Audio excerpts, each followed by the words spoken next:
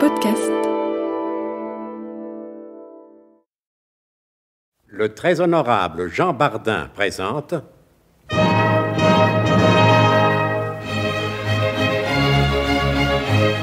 Bon baiser de partout. Une émission secrète de...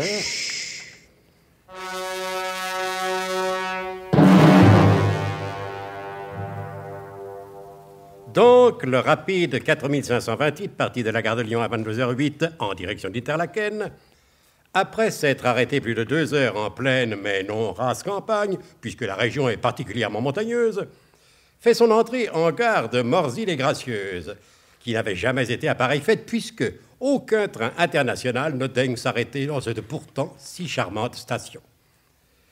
L'accueil du chef de gare est de prime abord des plus courtois. Ah, vraiment, c'est très gentil de votre part d'avoir stoppé votre convoi dans notre humble petite gare. Ah, c'est trop aimable à vous de vous être dérangé spécialement pour venir me souhaiter le bonjour. Mais bientôt, cette urbanité fait place à une inébranlable fermeté quand il apprend que le fourgon de queue du rapide 4528 contient une torpille de marine prête à exploser à tout moment. Fichez-moi le camp! Immédiatement, fichez-moi le camp! Nicolas Lorwadec et le chef de train furent bien obligés de se le faire dire 2 fois, tant le débit du chef de gare était rapide. Mais, une fois loin des oreilles de cet irascible employé ferroviaire, Lorwadec se pencha vers son compagnon. Ni vu ni connu, décrochez donc ce fichu fourgon de queue. Hein. Mais le règlement... Le règlement... Règlement, vous direz que c'est un accident. Tout de même. Allez-y, je vous dis, avant que l'autre énergumène ne sorte de son bureau. Ça y est, alors, c'est fait? Attendez. Ah, quoi encore? La lanterne rouge. Il faut que j'accroche la lanterne rouge à l'arrière de l'autre wagon. Le règlement sur ce point est absolument formel. Mais dépêchez-vous, bon sang de bois. Voilà, c'est fait. Allez, vite, le chef de gare de Morzine-les-Gracieuses se débrouillera avec le colis de Bratislava. Au fait... Quoi encore? J'avais oublié de laisser le bulletin d'enregistrement dans le fourgon. Entre collègues, ce sont des choses qui ne se font pas. Pensez à tous les ennuis qu'il aurait pu avoir à cause de ma négligence. Bon, allons, dépêchez-vous, allons. Montez, donnez le signal du départ. Pas la peine. Regardez, c'est le chef de gare lui-même qui agite frénétiquement son drapeau. Ça, il faut dire, hein. Il est plutôt content de nous voir des guerres pires.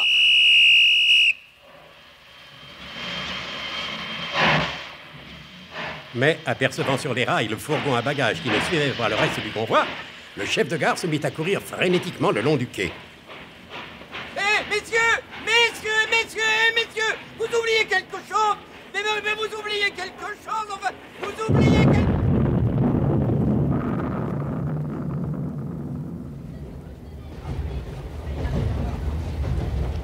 Dites donc, monsieur le contrôleur, il était temps.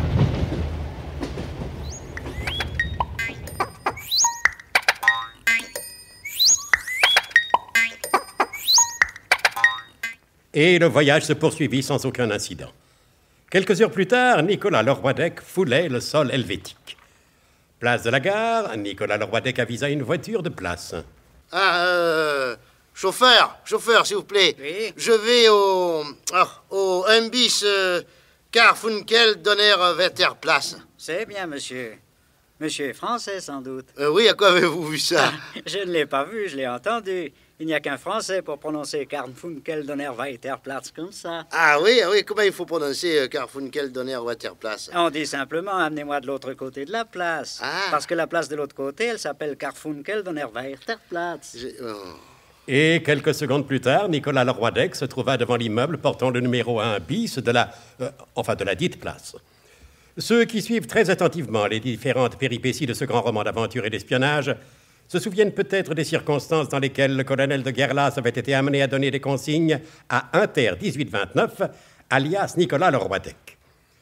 Tous deux, déguisés en éboueurs et mêlés à d'authentiques éboueurs, ils n'avaient disposé que de peu de temps pour causer. Les dernières paroles du colonel avaient été... Allez, Vous trouverez les instructions détaillées sur place en rendant visite à notre correspondant local, Gottlieb Mithuns. Il est masseur kinésithérapeute. Bien, mon colonel. N'oubliez pas les phrases de reconnaissance. Gottlieb Mithuns est très méfiant. Il a raison d'ailleurs. Dans notre métier, on ne se méfie jamais assez. Et si l'on ne se méfiait pas, on en arriverait à faire confiance à des gens qui, si l'on ne se méfiait pas, auraient eu le fait d'abuser de votre confiance. Hein, Lorwadec, ne l'oubliez jamais. Le roi d'Eck n'avait oublié ni cette ultime recommandation, ni les phrases de reconnaissance. Aussi, quand il fut en présence de Gottlieb Mithuns, articula-t-il en le regardant droit dans les yeux. « Quel temps fait-il aux Galapagos ?»« 2 temps pour rien et 1 temps de saison. »« Et mon chose, c'est du Mozart ?»« Non, c'est du Schopenhauer. » Bon, alors maintenant que les phrases de reconnaissance sont échangées, laissez-moi vous dire, monsieur Mithuns, que je suis très heureux de faire votre connaissance. Moi également, monsieur. Je vous en prie, déshabillez-vous. Quoi que je me déshabille... Je suis masseur kinésithérapeute et j'ai l'habitude de travailler mes clients entièrement nus. Mais... Autrement, cela fait des faux plis au pantalon et tire-bouchonne le veston. Ah oui, mais je croyais vous avoir demandé quel temps fait-il aux Galapagos. J'entends bien, cher monsieur.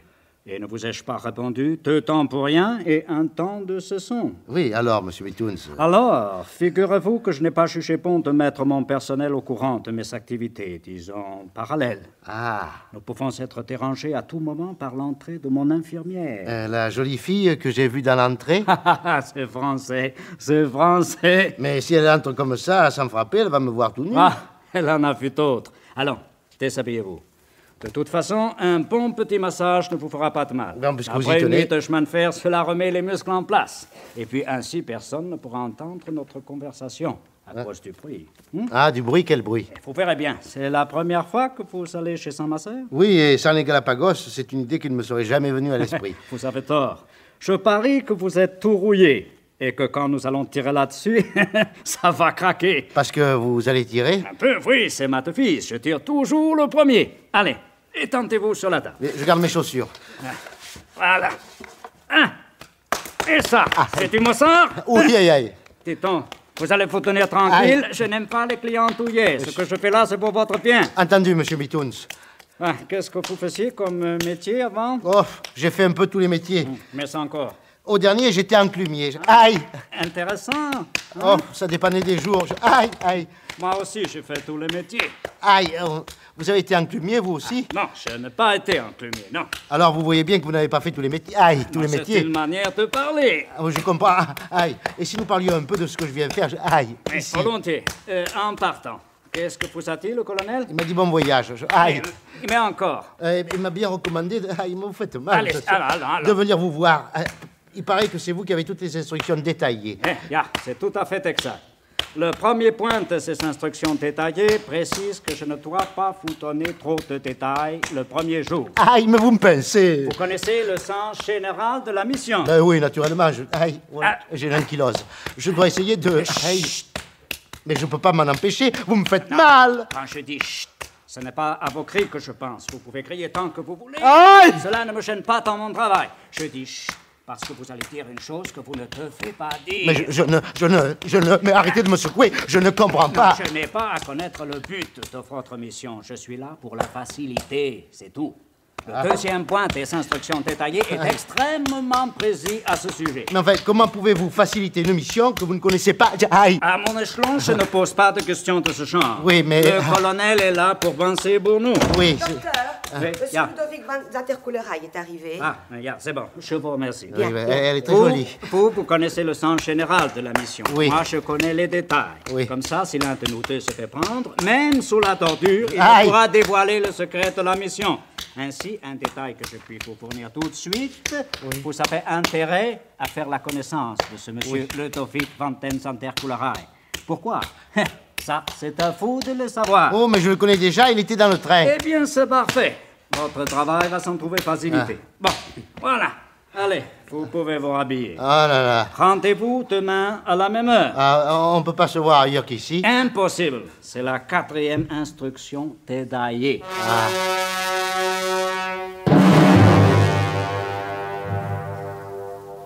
Et impossible de vous dire aujourd'hui un mot de plus. J'ai reçu des ordres très précis. C'était Bon baiser de partout. Une émission secrète de... Pierre Dac et Louis Rognoni. Avec René Barrel, Georges Carmier, Pierre Dac, Paul Prébois, Jacques Provin, Laurence Riesner, Alain Roland. Décryptage et mise en code, Jean-Wilfried Garrett.